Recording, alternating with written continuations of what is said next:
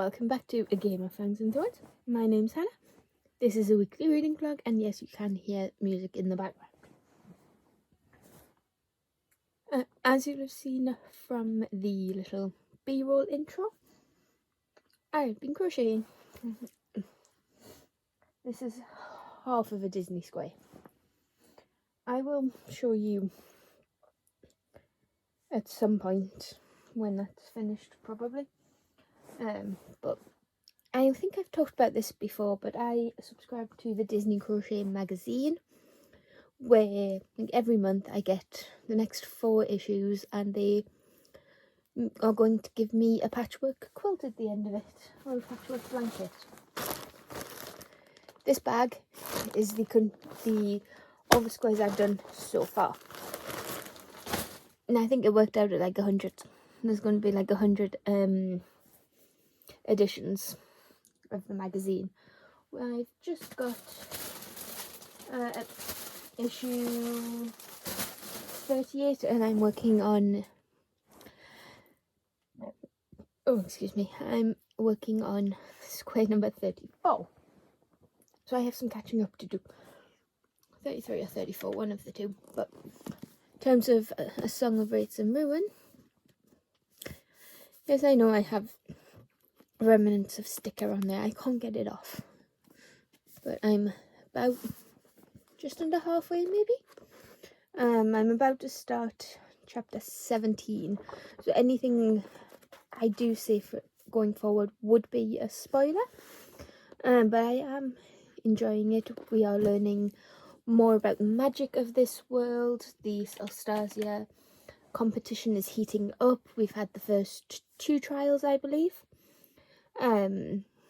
First trial we saw from Malik's point of view, so we got an in-depth of how it was going to work. The second trial was mentioned in Karina's point of view, and she's still struggling with her migraines. Now her migraines are induced by her grief.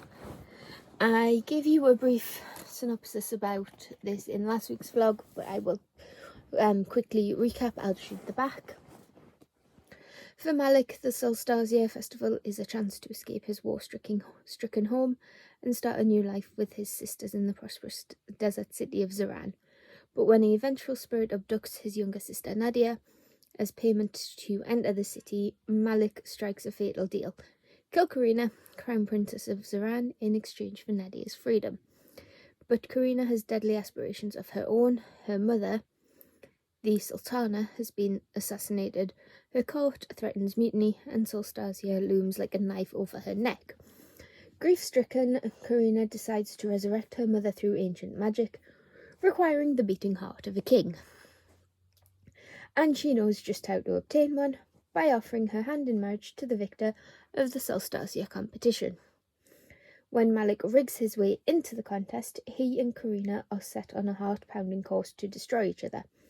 But as attraction flares between them and ancient evils stir, will they be able to see their tasks to the death? And I am enjoying this. It took a while to get going, I think. Personally, it did for me anyway. But there was enough of the intrigue and enough character development before the main story hit in that I did want to find out what happened. I do want to know what happens to these characters. And I want to know who killed the Sultana. But I will come back to you when I have a further update, because at the moment I'm smack bang in the middle of this, so I can't really talk too much about it because of spoilers for people who haven't read it. So I'll come back to you at some point.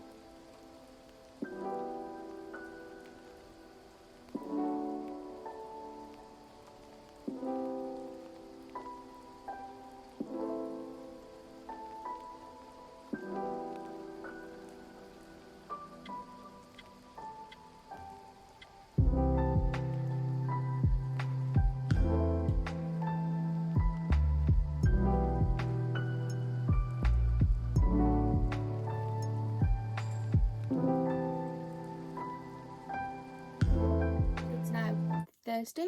I have finished A Song of Wraiths and Ruin and I'm giving it 4 stars. It was fun, enjoyable, just didn't give that 5-star feeling.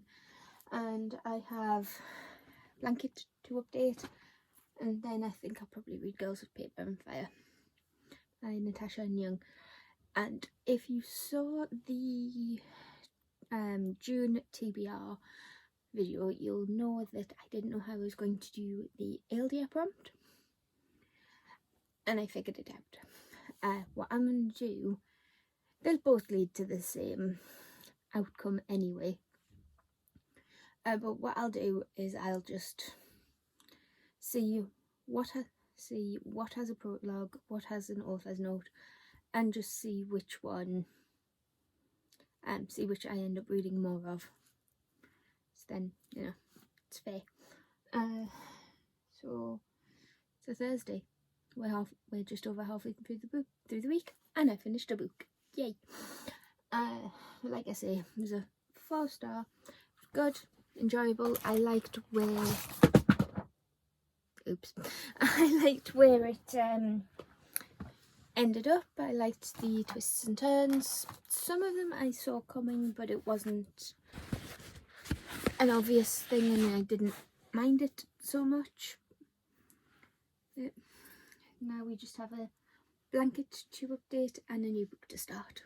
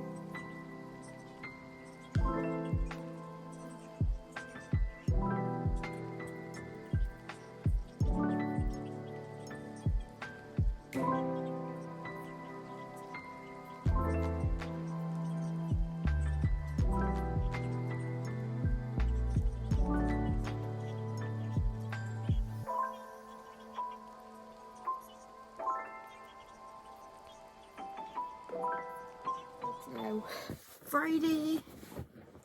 Let me just hoof things out the way. I have started Girls of Paper and Fire. This much was read in one sitting. It's such a quick read. I'm on page 90, which is like this much of that page and that page of chapter 9. But I'll read you the back, just so that I can tell what's a spoiler and what's not. So we have each year 8 beautiful girls are chosen as paper girls to serve the king. It's the highest honour they could hope for, and the most demeaning. This year there's a 9th, and instead of paper, she's made of fire. Lay is a member of the paper caste, the lowest and most persecuted class of people in Ikara. 10 years ago, her mother was snatched by the royal guards, and her fate remains unknown. Now the gods are back, and this time it's Lay they're after. The girl with the golden eyes, whose rumoured beauty has piqued the king's interest. Over weeks of training in the opulent but oppressive palace, Lay and 8 other girls learn the skills and charm that befit a king's consort. There, Lay does the unthinkable. She falls in love. Her forbidden romance becomes enmeshed with an explosive plot that threatens her world's entire way of life, and Lay, still the wide-eyed country girl at heart, must decide how far she's willing to go for justice and revenge. So like I say, I'm this much in, and this is such a beautiful book. It's so floppy. There are warnings. There are trigger warnings everywhere in this book. There's one at the back that says, "Please be aware that this book contains scenes of violence and sexual assault." The sexual assault has at least one scene of sexual assault has happened. It's not a graphic one. It's I don't want to say light touching because that's the wrong image, I think, but one of the demons who's taken Lay to the palace gets a little bit friendly and threatens her and sort of touches her inappropriately.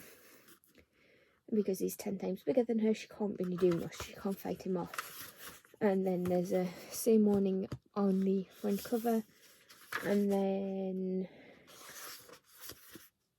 in the author's note, it mentions the author's note talks about how Ikara is heavily inspired by Malaysia and also by the author Natasha's identity as a person of mixed ethnicity, so it is a bit of a hybrid. Here we go. This is what I wanted to watch, what I wanted to read to you. The story of Paper Girls is one that is sadly representative of many women's experiences, my own included. While I realise these are hard discussions, especially for teens, it is of vital importance we have them. Books can be safe places to explore difficult topics. While we cannot always shelter young people from being exposed to sexual violence, whether through lived experience or indirectly, we can give them a way to safely engage with and reflect upon these issues. I hope Girls provide such a space, and yes, it is talked about how people are just letting this happen, which I'm one of the lucky ones. I've been stared at, because I mean my chest is noticeable, but luckily for me that's as far as it goes. People haven't tried to touch or anything like that, they just look. So I am incredibly grateful that I am one of the lucky ones. But this gives me an insight as to how people feel and how to approach certain topics. That being said, let's talk about the actual plot. So like I say, I'm 9 chapters in. We've met Lay, we've been introduced to the world. And as mentioned in the synopsis, Lay is a paper girl, the lowest of the low, in this world where demons walk the earth. Demons, full-blooded demons, seem to be the moon caste, and they are humanoid just. Then we have the steel caste, who are middle class. I would say they are the offspring of demons and humans, so they are sort of in the middle. And Leia's taken by two moon demons. They've heard the rumour about her eyes being the colour of fire, which is supposed to be lucky. So they take her to the king, thinking it would be an honour. Now they know Leia doesn't think that, but they go anyway, and the general in particular sees it as a way to gain favour with the king. Now there is a scene. There's a conversation where the general is talking to one of the mistresses of the paper house, where the paper girls stay, and it is hinted that not all is well within Ikara. But we don't get much more of that because we learn as Lei learns, and this is first person, so we learn and see as Lei does. She's a very spunky individual. She knows that the more she fights this, the worse it's going to be, but she's being obedient, but she doesn't like it, and she is towing the line, I think. I don't know if it's a 5-star, but we shall see, because it is such a important topic. Demons and royalty and magic and everything aside, the issues of forced sexual contact, prejudice, racism, or there's probably a bit of racism in there. Would you class it as racism if it's a caste system? But there is prejudice, discrimination, violence against women, and probably more nuance in here that I haven't picked up on, which means this is a very important read, regardless of the fantasy elements. The fantasy elements kind of make it easier to stomach, but that's not to say they don't happen in the real world. So we shall continue with this. It is Friday, as I mentioned. I'm already in my Primark finest pyjamas, and we are just going to spend the evening reading. It would be nice to get this done in 2 settings, but we shall see if that happens. And nail update. These have been on since Tuesday. It's now Friday. Tuesday, Wednesday. No, well, it's Tuesday night. So Wednesday, Thursday, Friday night. We've broken the 3-day curse. I may actually have cracked this, she says, and then watch by tomorrow they'll have fell off. But fingers crossed that doesn't happen. So yeah. And my computer broke at work, so I was able to do some cheeky little writing while they were trying to get it back up and running. It's not, and it was just a scene that had been playing in my mind a little bit, so it's not one that needs to be written into the main manuscript anytime soon. Probably be a while till I get to that scene, if I even use it. But yeah, it was a long day because there was obviously a couple of hours where I couldn't do anything, and the first ticket I had to deal with today was a long one. I had to create 33 accounts, and then the computer broke right at the end. And luckily I didn't lose all the information, but I did still have to backtrack a little bit. So it could have been worse. So I will come back to you probably when I finish this. Or tomorrow. No, my luck will be tomorrow, but we shall see. So it's now Saturday. Headphones are on because, you know, I'm going on a walk. I'm going to our local food market. It's every the second Saturday of every month, pretty much, and they do nice food. So I'm just going to walk over there. I think I have my headphones because I'll just listen to music while I do. And it's about 11:10, so I've had a fairly productive morning. I woke up, I did some morning pages. I say pages plural, it was one side, but not bad for a start. And then I finished Girls of Paper and Fire. I still have to run it through Co-Pub. I think it's going to be a 4-star. I thoroughly enjoyed it. I read it really quick. And then my headphones are talking to me. But then what was I saying? Oh yeah, so I finished Girls of Paper and Fire. I'll probably talk to you guys about that when I'm back. And then because Bug, my motorbike / scooter, is acting up, I had to take the seat off for her for my dad to look at later. And now I'm off on a little wander. And what? Something else I wanted to mention. Oh yes, I can buy a book because in Read 9 Buy 1, Girls of Paper and Fire makes it. That was the 9th book. So I'm far too excited. I finally uploaded, cashed in, redeemed, whatever it is, the £25 gift card that my sister got me for my birthday.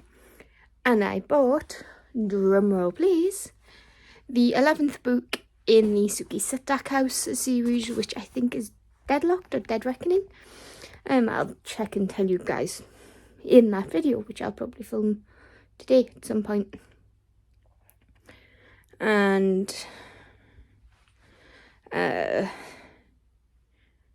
I don't know if I told you, but to try and... I know I'm trying to stop buying as many books with the whole Read 9 Buy 1, but I don't know if I told you that there's another element to it that I've just decided. Well, not just decided, like a couple of days ago decided. If I've already told you, then I've already told you. I'm just going to repeat myself. Because I am primarily a fantasy reader, fantasy tends to be more series. Side note, if anybody knows of any good standalone fantasies, please let me know. But yeah, because fantasy tends to be series, duology, trilogy, epic, I have started a lot of series and don't actually finish them. So I'm not allowed to start any new series. Gifts and things don't count. But I'm not allowed to start any new series until I've at least finished, or at least caught up with what's published in a series I've already started or I already own. Hence, why I bought the Suki Stackhouse book. And I'll talk more about that in Read 9 Buy 1. And now I must get on.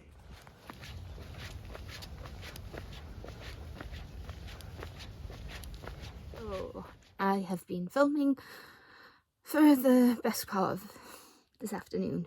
I lost a nail, so whatever I said last night worked, but I did get through a lot before it went. So my filming schedule is very haphazard at the best of times, and everything just sort of, I had lots of ideas, so I thought I'd film them all today.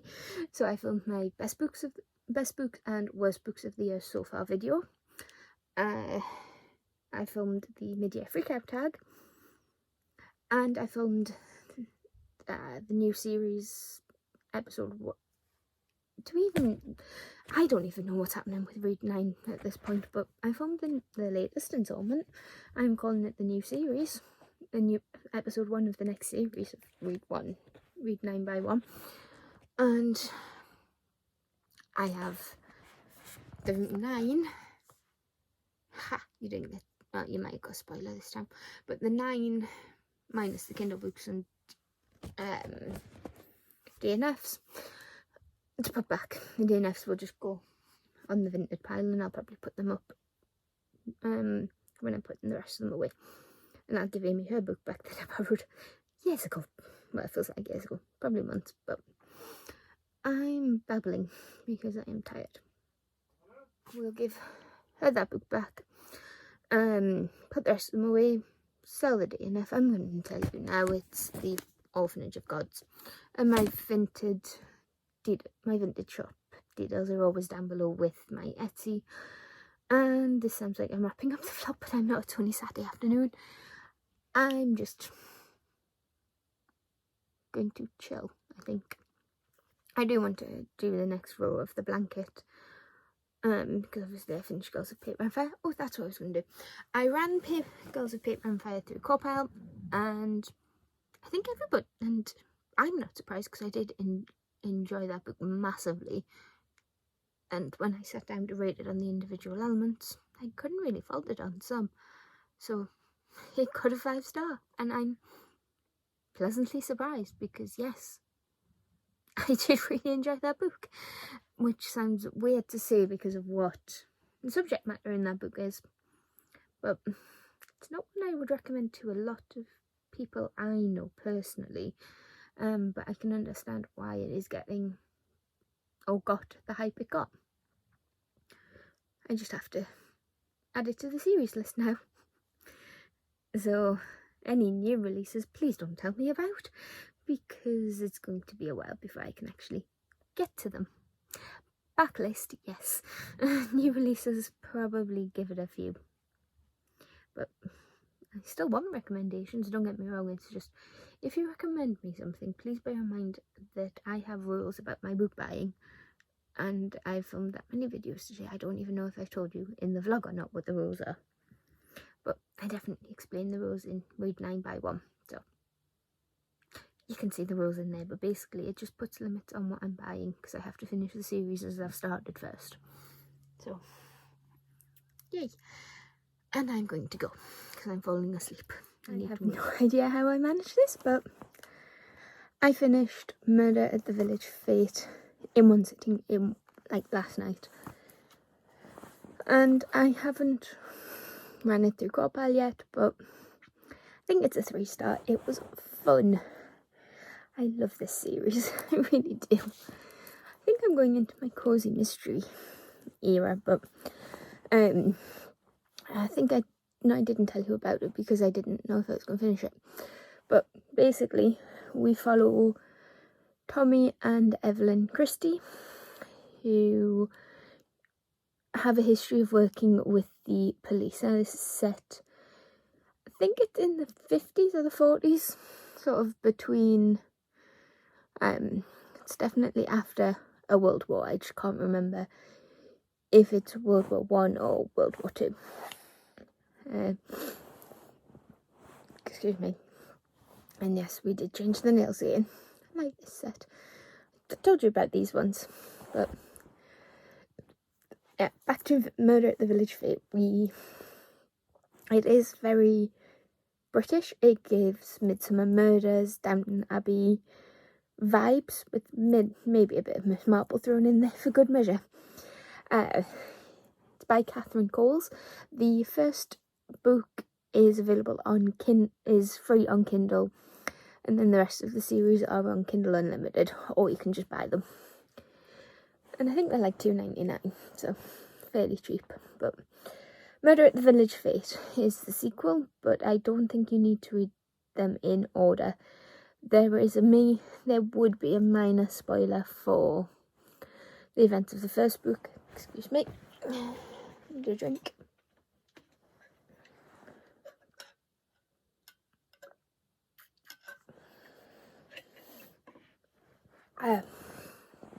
But yeah, in this, Tommy and Evelyn are settling into their role as Lord and Lady Northmore. They ended up getting that because of that role, because of the events of the first book. Tommy inherited, basically. And they are struggling to find their feet with that role, but they're making do because, you know, that's what you do. And as part of their new role, Evelyn, as lady of the house, is invited or invites some of her father's closest friends to get a feel for hosting dinner parties, events, weekends, like I'm imagining the important aristocracy or the landed gentry used to do in those times. And she's finding her feet with it. However, one of the guests, I think he was a member of parliament, ends up dead in the river at the bottom of her property with a knife sticking out of his back. So obviously they have to find out what the heck is going on. What the heckity heck. And it's a very cute story. Primarily it is a murder mystery, but it's very sweet and handled with very much sensitivity on Evelyn and Tommy's parts. This is a very small community, so they know that if they ask the wrong question, they are going to mess up and probably be hated. So they deal with that. And Evelyn is also aware that as her role as Lady Northmere, she is expected to give Tommy children, and she hasn't had the greatest of upbringings herself, so she's wary of repeating the mistakes of her mother. But in the end, they do find out who killed the MP, and it was a very good, solid mystery. Very enjoyable. It's not a 3-star, it's not a 5-star favourite, and I never go into those particular books thinking it would be a 5-star. They're just fun. I just read it for the ride. 3 stars are not bad books, they're just average. And sometimes a 3-star can be just as enjoyable as a 4 or a 5, especially with the murder at the village fete. So I just have that to update on the journal. My reading blanket is under all the other blankets because it was very hot last night, and I ended up just sleeping under that and a fairy loot one. So I have that to update, but I need to go into the cupboard of doom and get the black wool. And it is Sunday, so the only books I have left are Black Sun, Lights of Prague and Wheel of Time, and they are going to be, I'm not going to finish them in a day, especially Wheel of Time. What I think I'll do is I'll just read Black Sun or Lights of Prague and then leave Wheel of Time for last, because then I can spend the time on it, and then that way I'm only carrying over one book into the next month. But saying that, it is only the 11th of June. I've still got pretty much a month to read 3 books. But yeah, I think that's it for this little update. I'm going to update the journals, make a start on the blanket, and then probably come back to you with whatever I decide to read next and to finish out. So I'm just popping in to let you know that I'm about to start Black Sun by Rebecca Roanhorse and close out this vlog. So next week, I doubt I'll be successful with 3 books read, because it's this one, which is